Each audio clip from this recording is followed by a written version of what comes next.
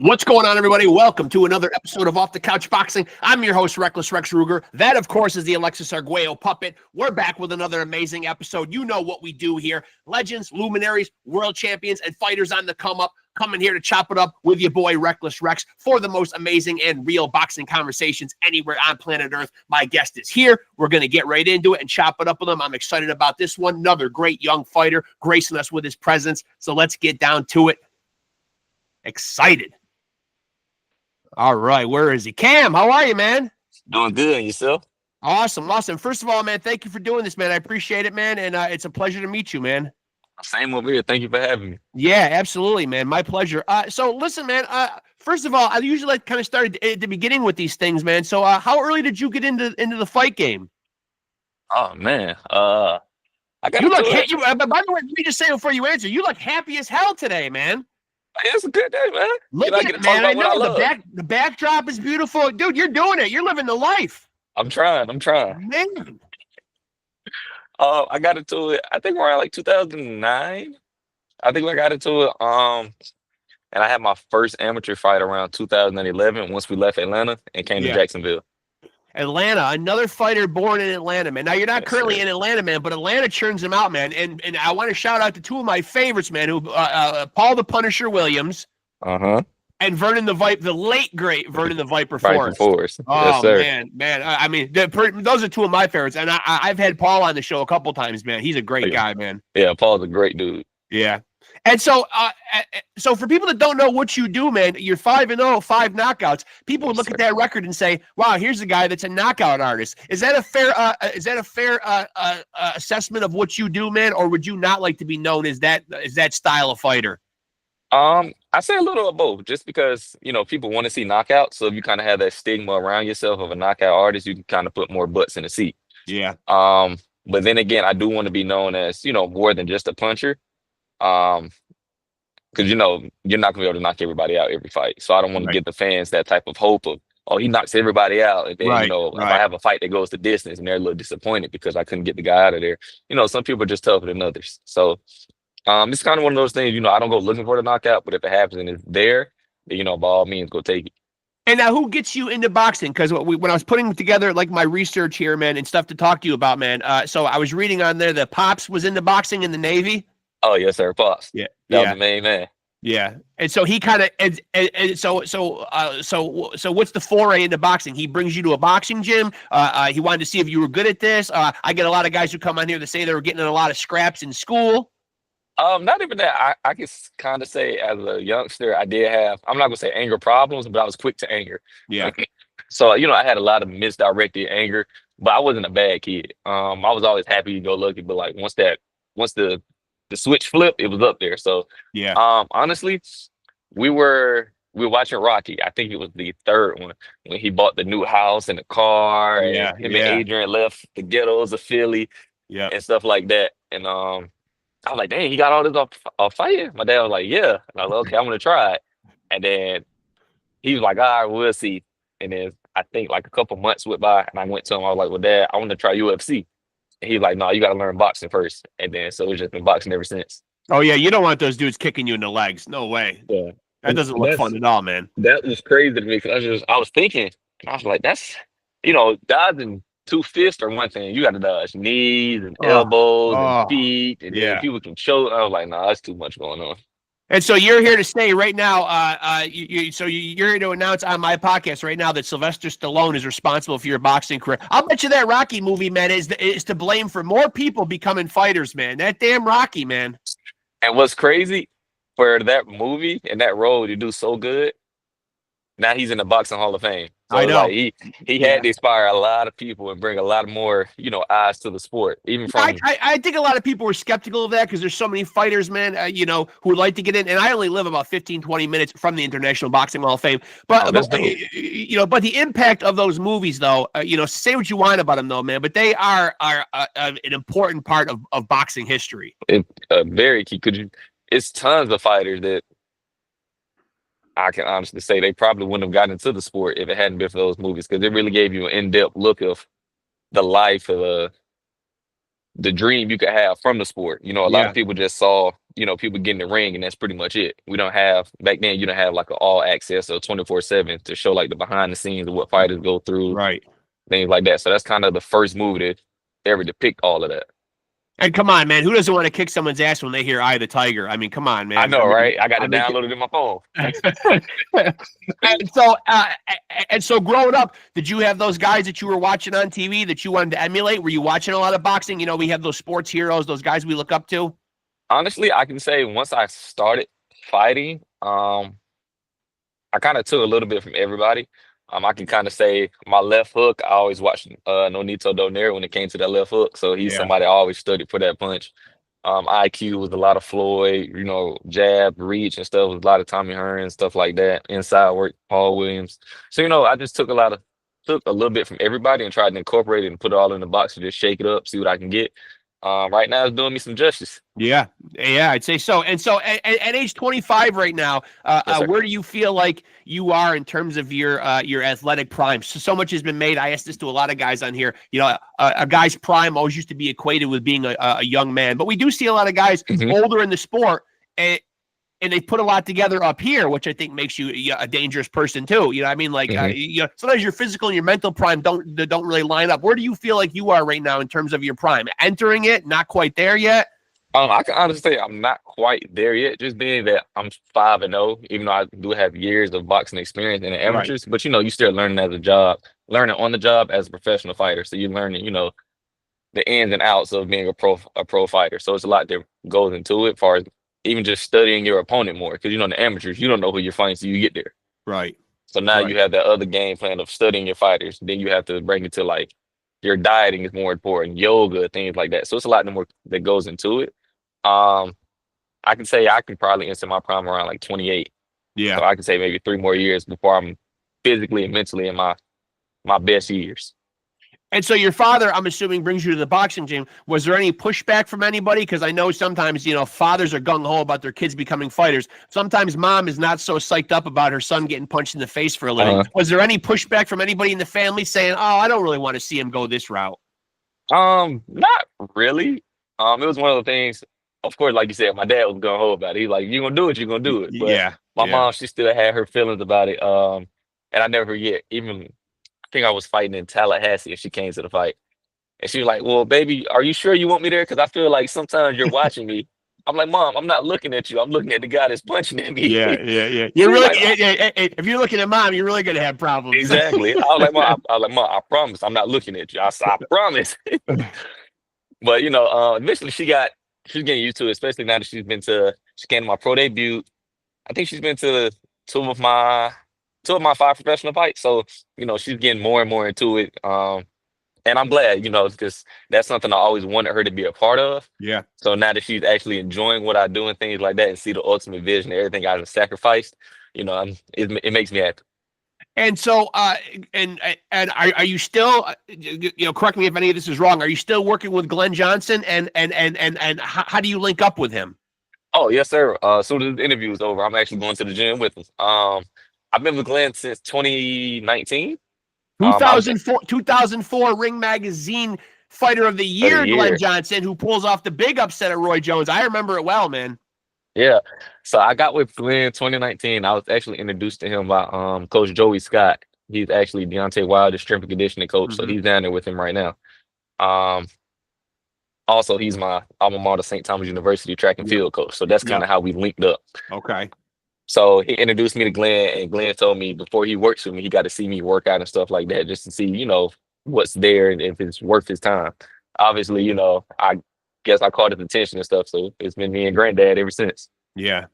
And so, so what do you feel like, you know, because I remember him, man, fighting, man, tough as nails, man. Like, what do you feel like, you know, you've learned the most from working with him? Just the grit, the grind. Yeah. You know, it's pretty much, it's hard to say. It's just pretty much that grit, that grind. You know, every fight's not gonna be pretty. Every fight's not gonna go the way you want it to go. But you know, you just gotta, excuse my French, you gotta drop your balls and fight. You know, so whatever you gotta do, you gotta win. What's the feedback that you get from him when you go to the gym? Is there specific stuff that he's telling you he'd like to see you get better at? Not necessarily now, just because, we're kind of in that mode where we hit our groove. Yeah. So now, when we first got together, it was a lot of my way, his way, and things like that, because we were always, the two different fighting styles. Glenn was more of the road warrior. Yeah. So, two different fighting styles. I'm built totally different than Glenn. I'm longer, ranger, and things like that, slimmer. So it was just trying to find that spot where we click as far as my style and his style. And then we kind of found that ground in the middle, and that was just it's rolling smoothly now.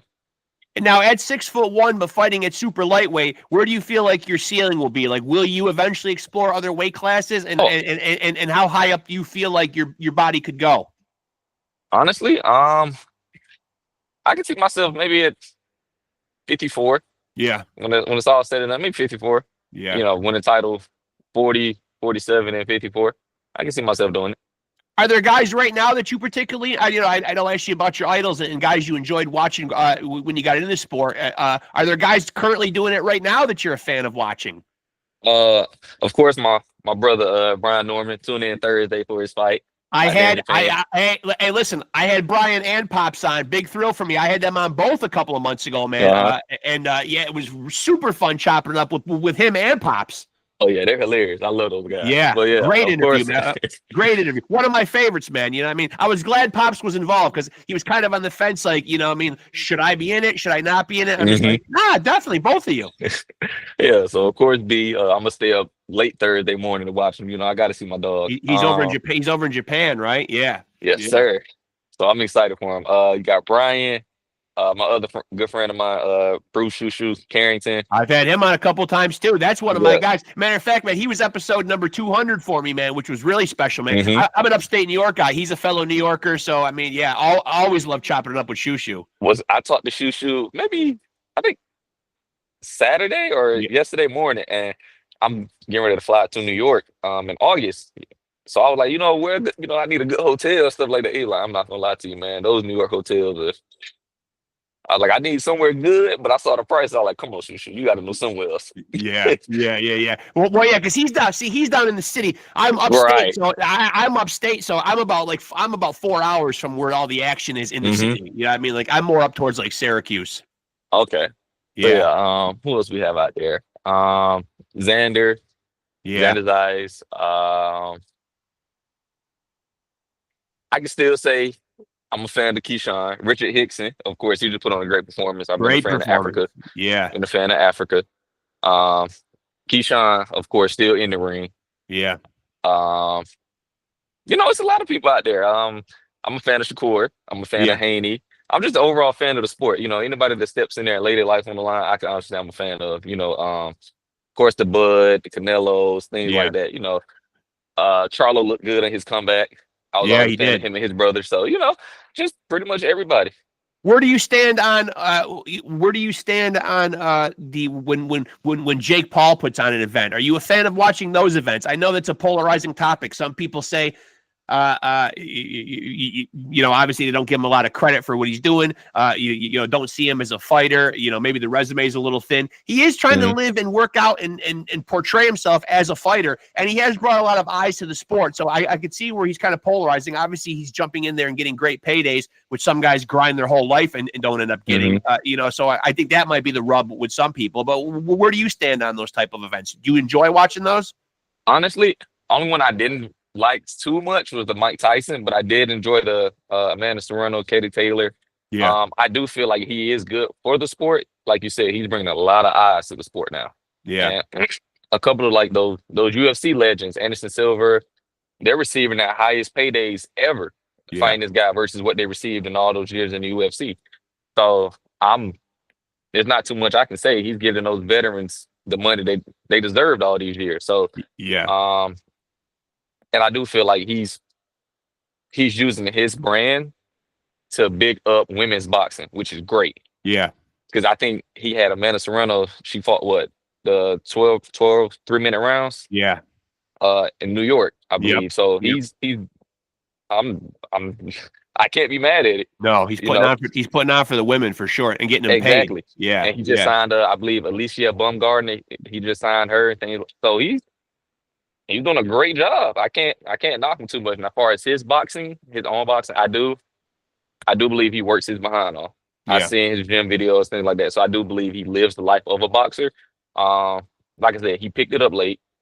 We got to see when he actually steps in there with, I understand he lost to Tommy Fury, which was a real boxer and things like that. But now we just got to see, he's fighting Chavez Jr. That'd be an entertaining fight. It's still gonna put eyes on him. Yeah. I think he may beat Chavez, honestly. Yeah. I think he may. Just because, Chavez always had those discipline problems. So, being away from the sport for years and then coming back and then being away, whereas Jake's just been in it year after year after year. So, but it's still hard to beat a Mexican great like that. Let's make no mistake. Let's make no mistake about it, though. I don't know what we watched when he beat Tyson, man, but I don't think he beats Mike Tyson at any age. Yeah, unless Mike Tyson wants him to. Right. And that's another thing. Even the Mike Tyson card, I love how they brought Shushu there. Yeah.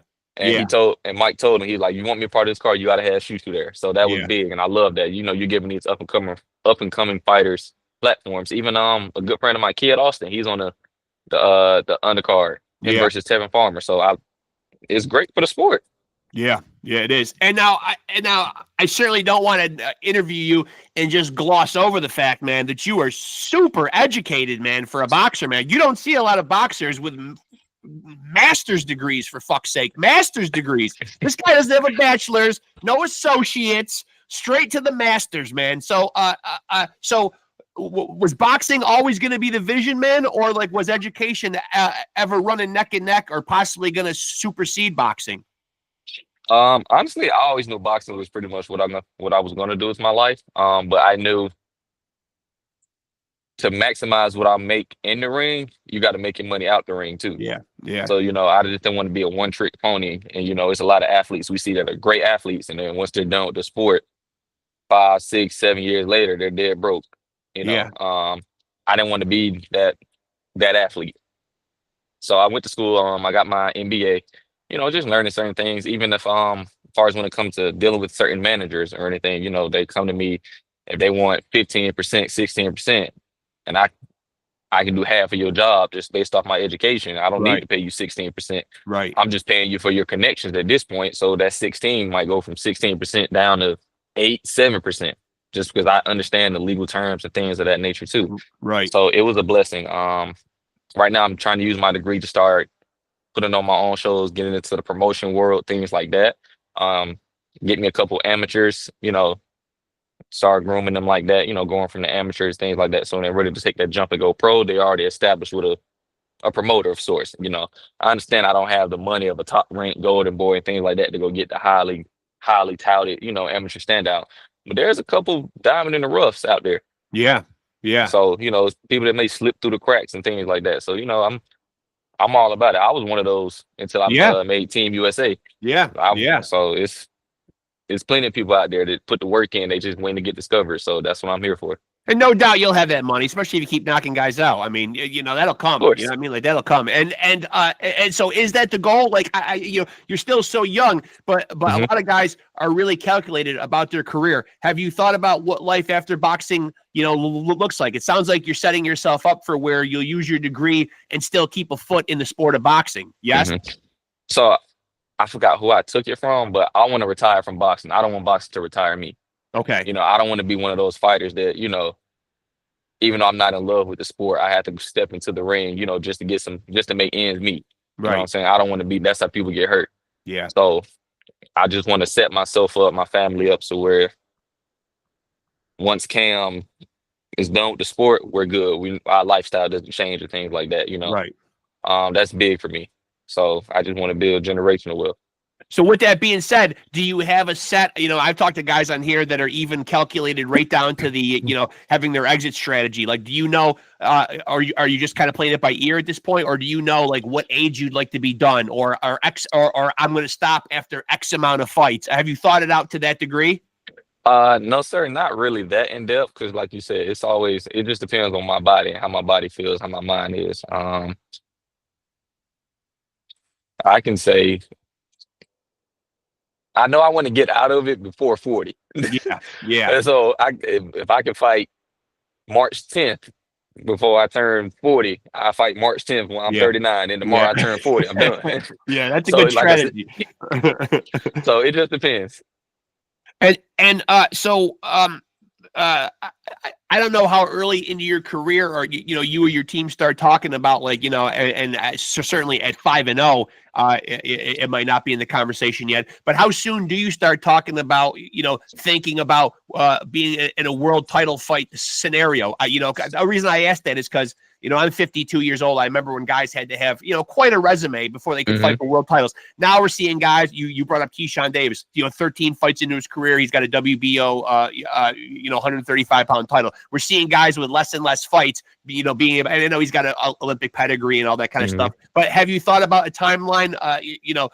Is it reasonable to think 2026, 2027, or have you not thought that far ahead yet? You and the team? I can honestly say for me, I can say maybe mid 2027, early 2028, I should at least be a contender for a title. I'm not going to step out on a limb and say I should be champion by then. Right. I know the politics of the sport and how everything works. So, you just got to be realistic with yourself.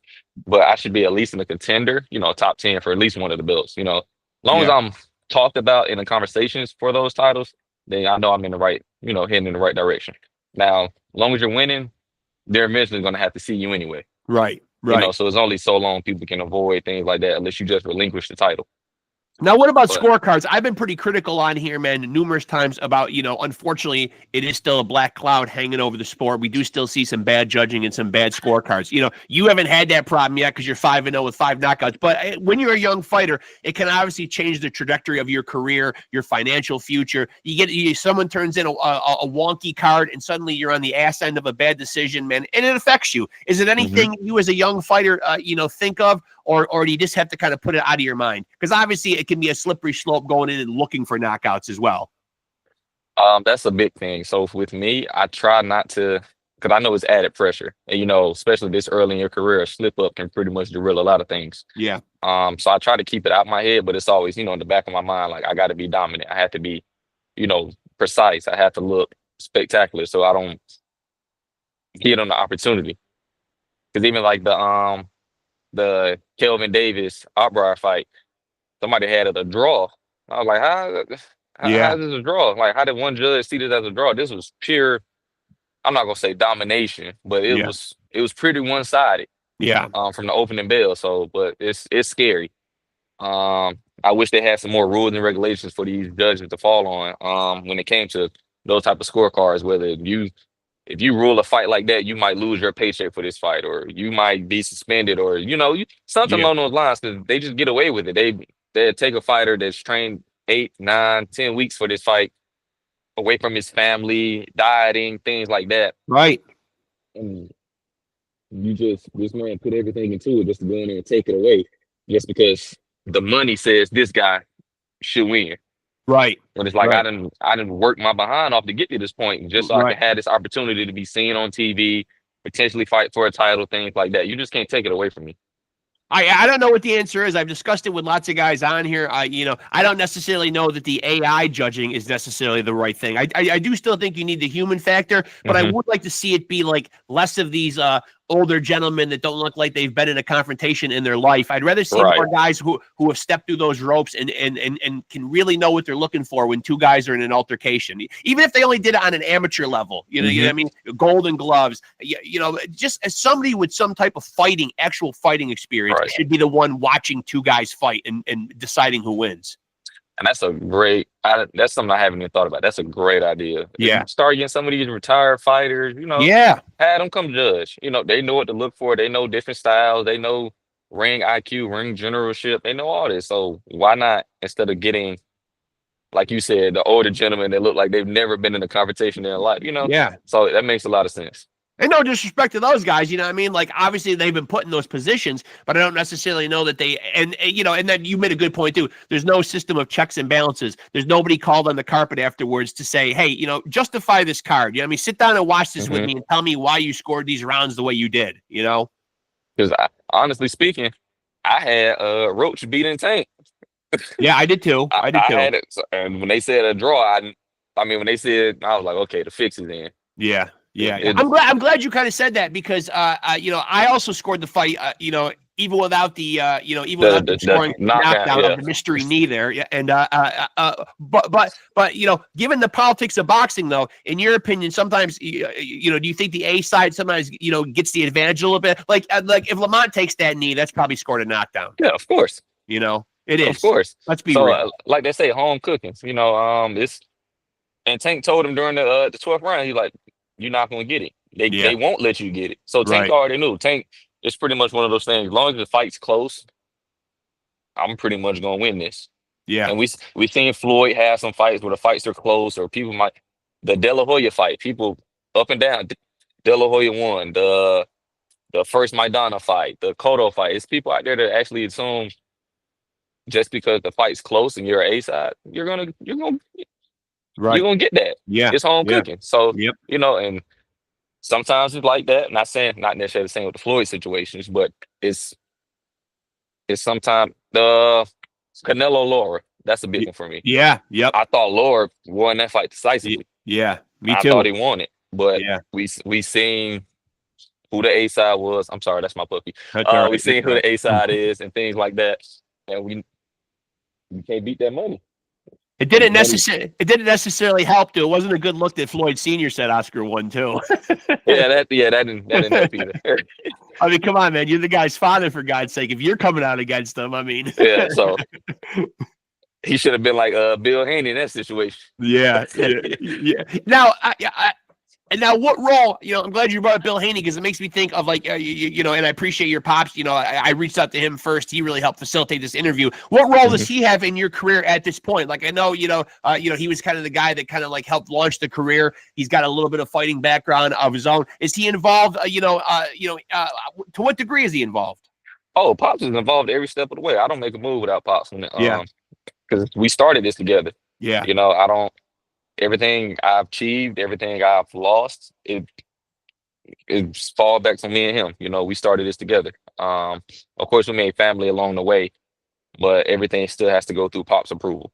Yeah. It's just that respect thing, because like I said, I wouldn't be here without him. And he's had my back, my best interest, my whole life. So I owe him that. Even if he's not necessarily down here with me in training camps. He's not with me. He's in Atlanta. I'm in Miami. Yeah. But when it's time to fight, he's chief in the corner, because he knows his son. He knows what his son's capable of. He know the look in my eye. He know this, that, and the third. So he knows how to bring the best out of me.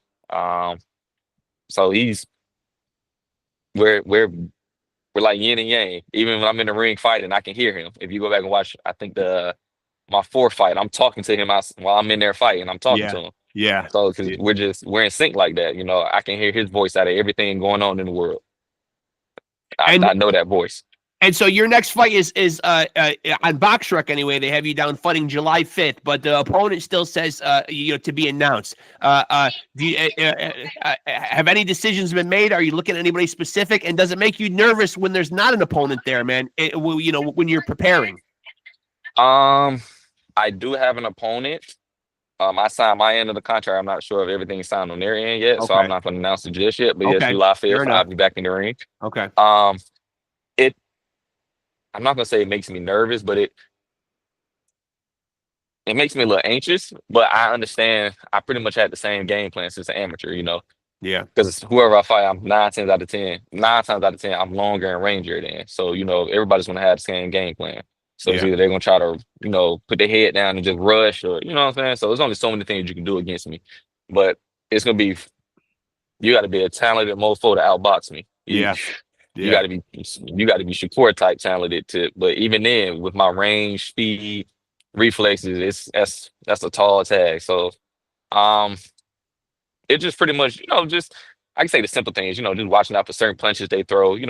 Every fighter has their go-to punch, when all else fails, what they're going to throw. So, just watching out for things like that. What their conditioning is like. Just one thing Pops taught me early, pretty much was how fighters react. So the fight go ding, I go out there and I shoot a fast jab.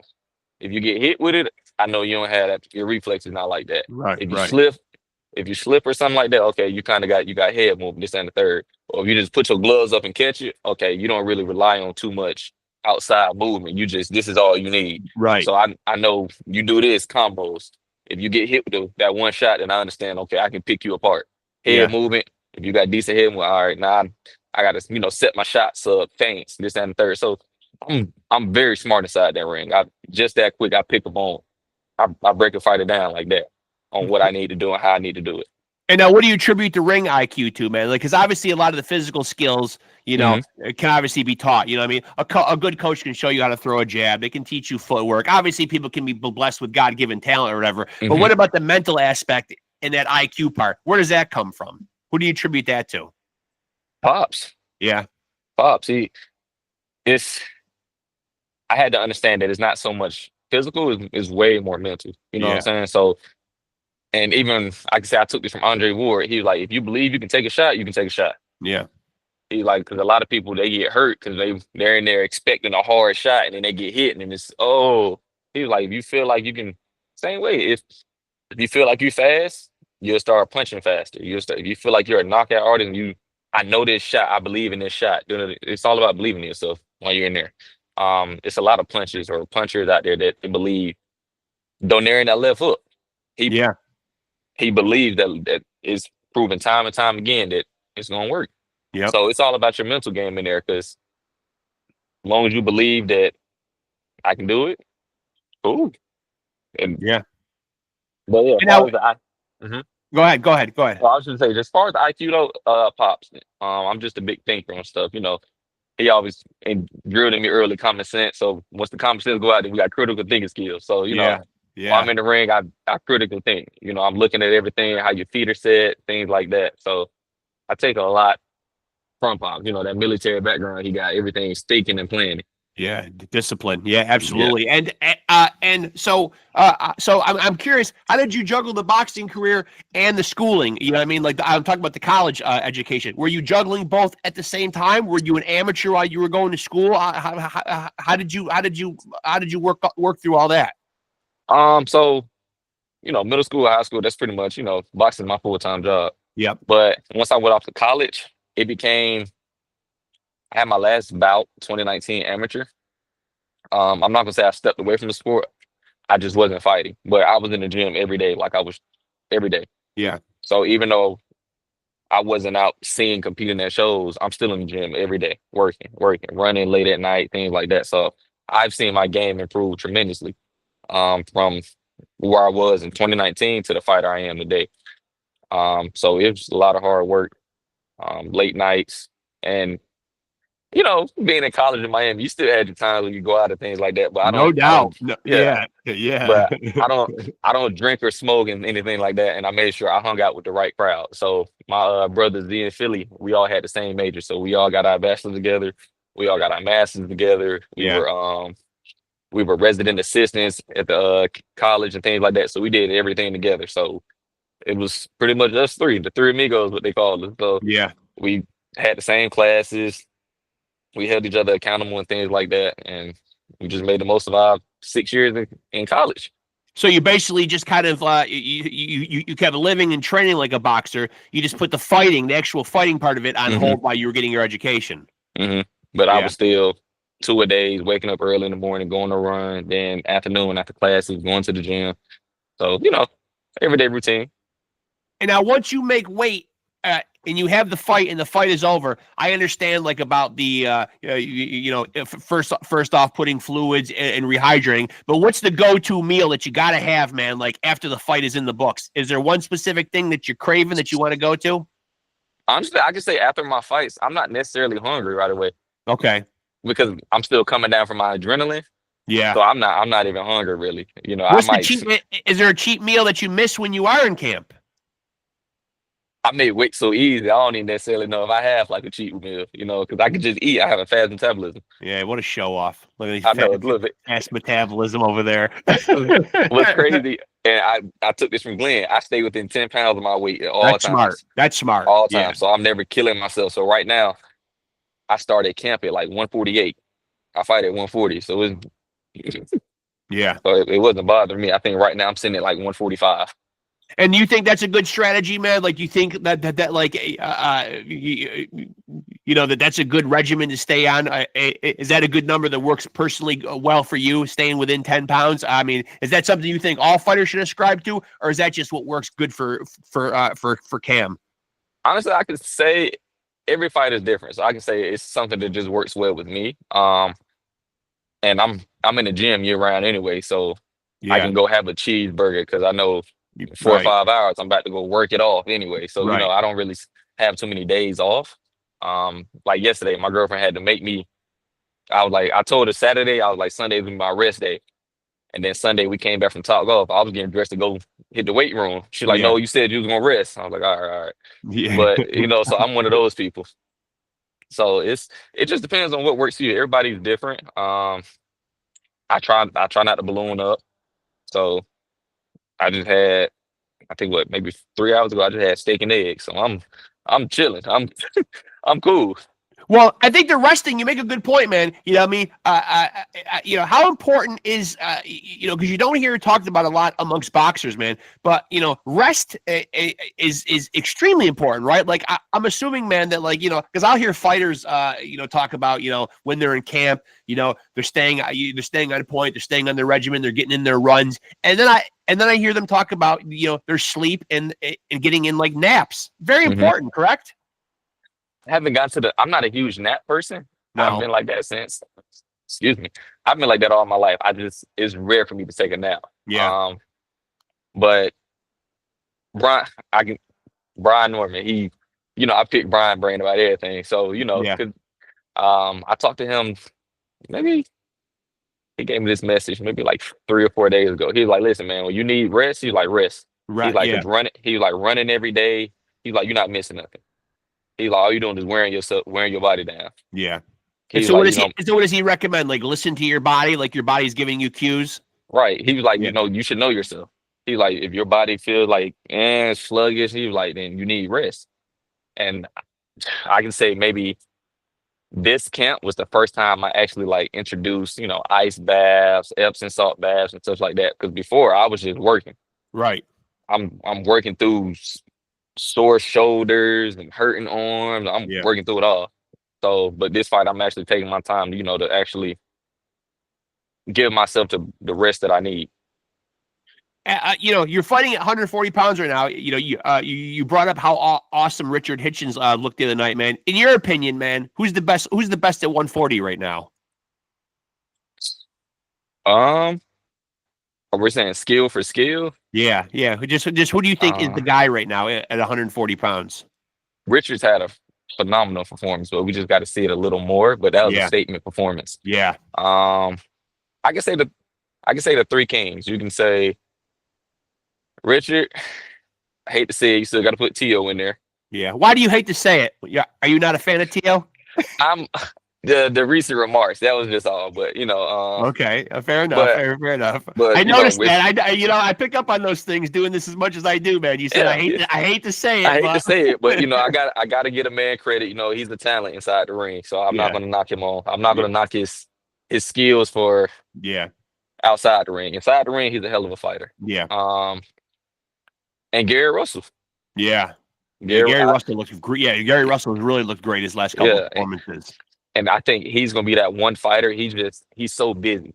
He's so busy inside the ring. And I think that's what's, besides, of course, the knockout power, but it's just he overwhelms you so much. And he's a sharp puncher, very sharp. Yeah. So I can say T.O., Hitchens, and Gary Russell. Those are the three kings right now.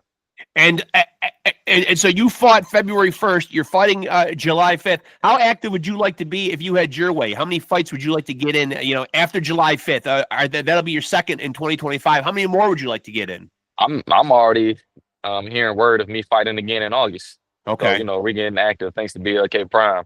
We're getting active. So I'm not sure if they'll have me fight one more time just to start the new year fresh.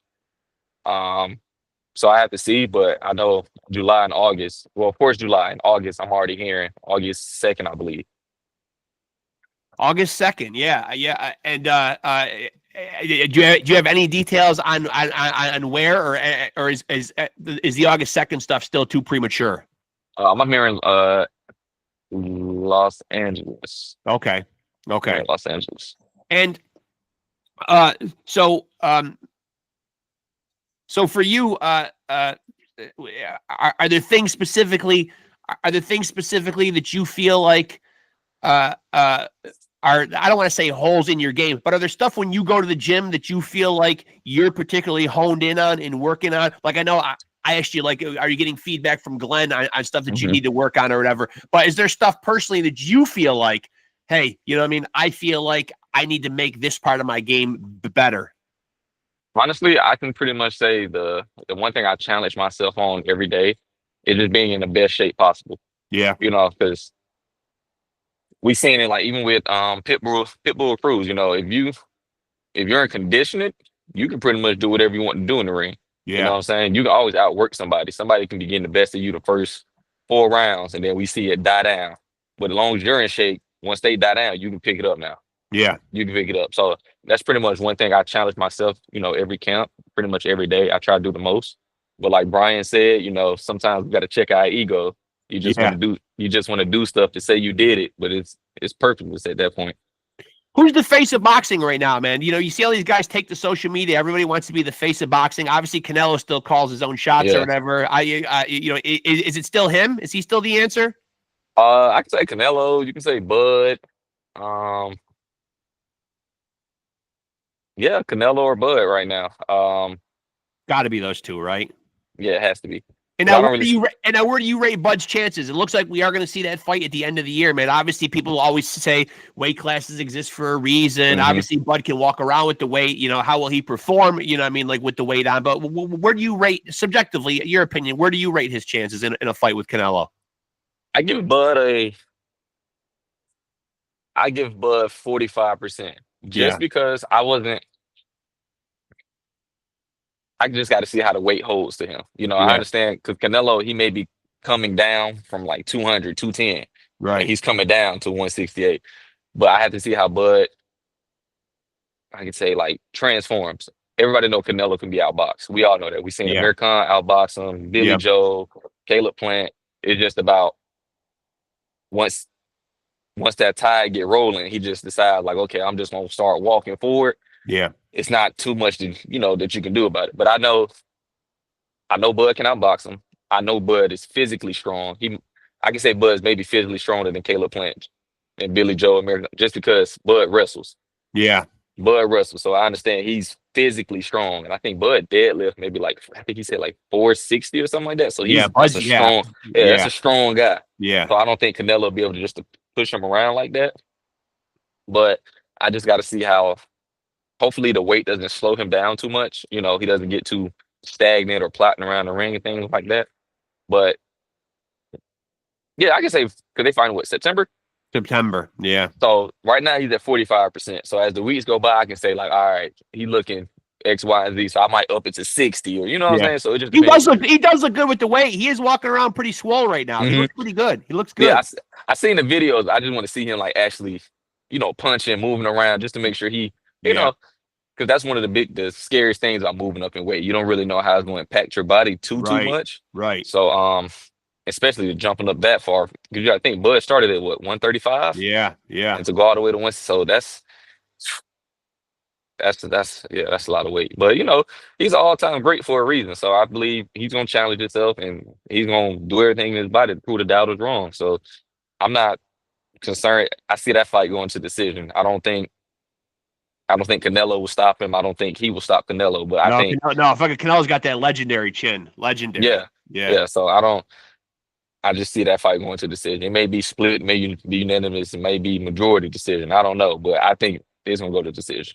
And now we're talking about fights, and obviously, man, like you may mention that you're, first and foremost, you're a fight fan. We're about halfway through 2025 right now. Are there any fights that particularly stick out that you've seen so far this year? Are there any? I know we're talking about Bud and Canelo. Are there any that you're particularly looking forward to? I know you're talking about what obviously Brian is fighting, this week. Any other ones that have happened or are going to happen?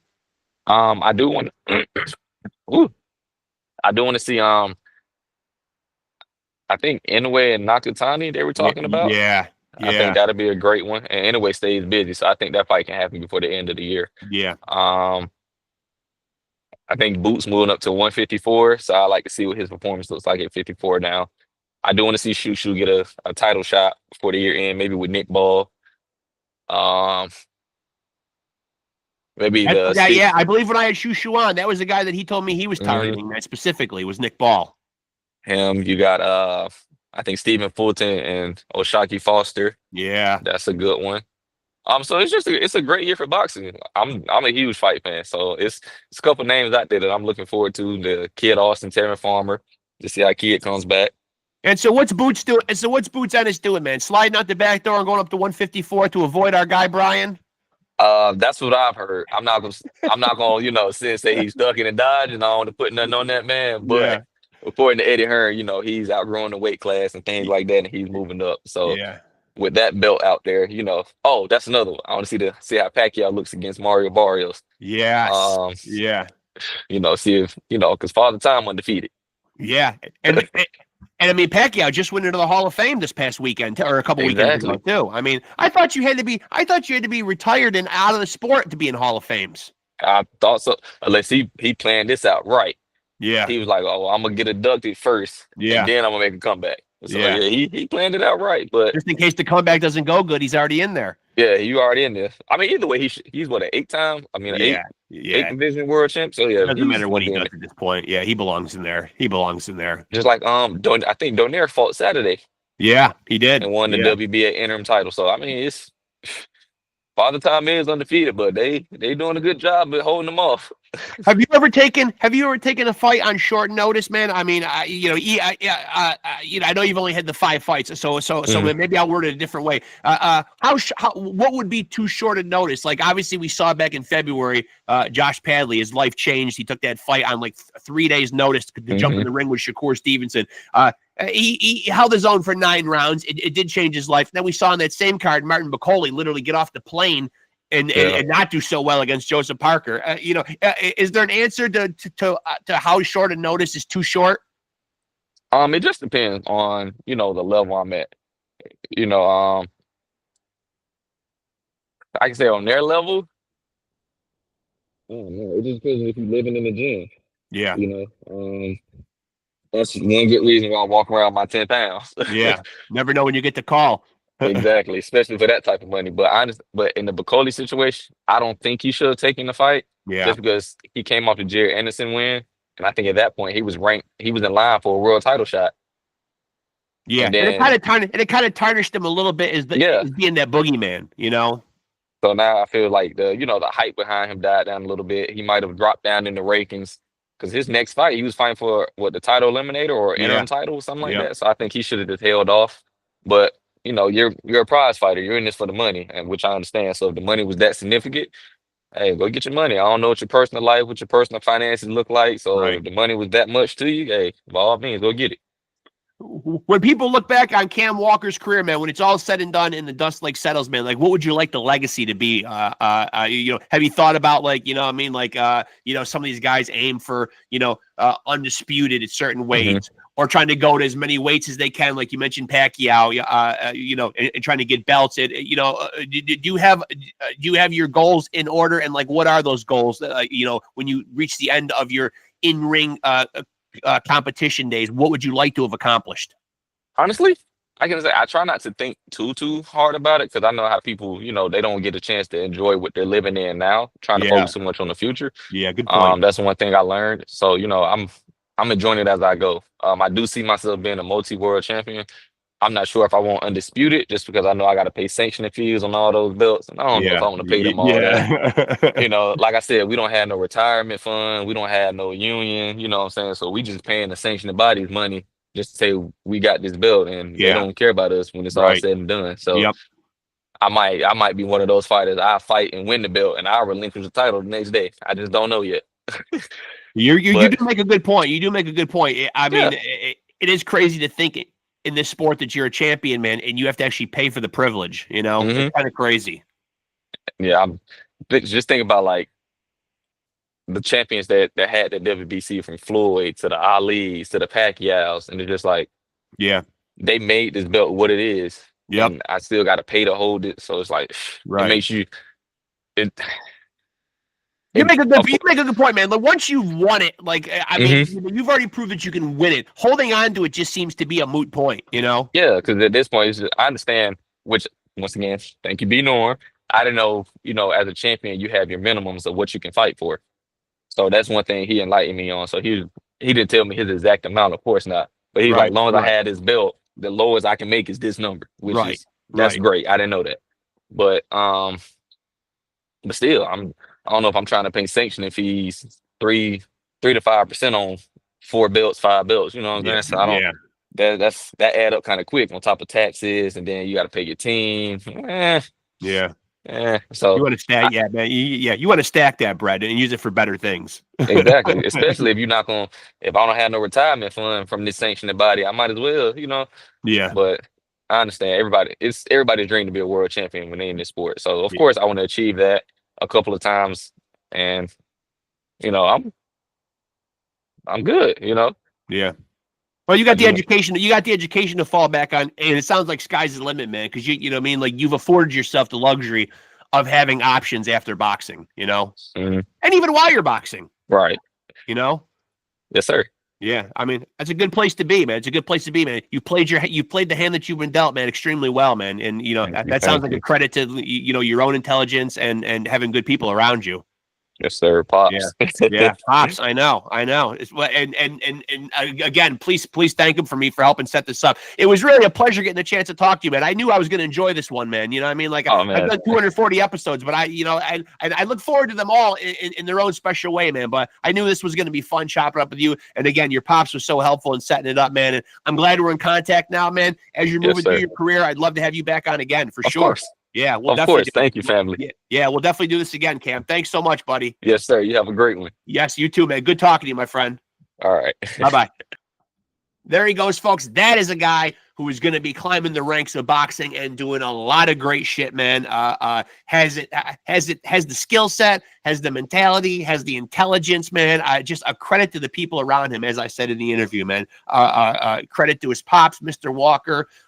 Really instilled some great values in that young man. Again, another young up-and-coming fighter who is going to move this sport forward going forward in the 21st century and continuing to be a great ambassador for the sport. These are the kind of young fighters that it warms my heart to see that are taking the torch and carrying this sport, man. Thank God for these young men, man. The sport is in great hands. I've had countless gentlemen, much like Cam on here, and again, it just feels good to know that these young guys are not only amazing athletes, but they are amazing young men with intellect and foresight and wisdom beyond their years, some of them. So amazing young man. So thank you to King Cam Walker, 5-0, 5 knockouts. He's only just starting, folks. He's only just beginning. 25 years old, under the tutelage of the great Glen Johnson. So can't wait to see what he's going to do. Going to be an amazing career as it continues to unfold. And we will definitely have Cam back on here. What a great pleasure to have a conversation with him. So hope you guys enjoyed that episode. Again, let me go into promotion mode. Make sure to like and follow Off the Couch Boxing on Facebook. And of course, if you're on the channel right now, make sure to like, subscribe, and hit the notification bell. Don't get confused. There's 2 separate playlists: Off the Couch Boxing for you fans of pugilism, and Pod Scum for you fans of music, arts, entertainment, yada, yada, yada, all that good stuff that I do on that podcast.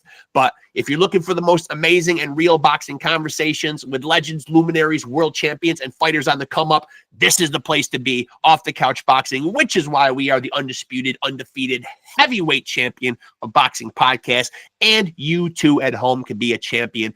All you got to do is continue to stay tapped in to Off the Couch Boxing and continue to roll with the champs. Peace.